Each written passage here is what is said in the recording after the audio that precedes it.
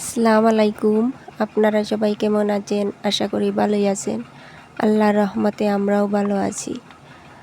আজকে ঘুম থেকে উঠে আর কিচ্ছু শেয়ার করিনি, আর ভিডিও করাও হয়নি।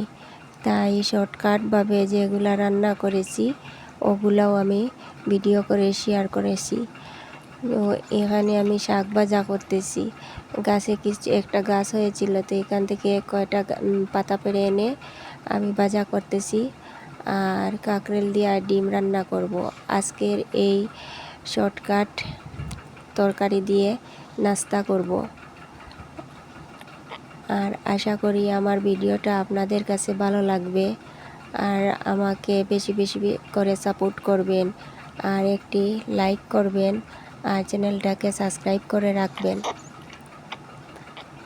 আর আপনারা আমার ভিডিও যদি দেখে ভালো লাগেন তাহলে আরও নতুন নতুন ভিডিও দেওয়ার চেষ্টা করব। আশা করি ভালো লাগবে আপনাদের। আর এখন আমার রান্নাটা হয়ে গেছে, আর এখন আমি রান্নাটা নামিয়ে নেব।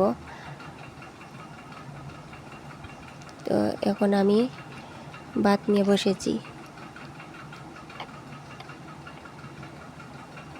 আল্লাহ হাফিজ।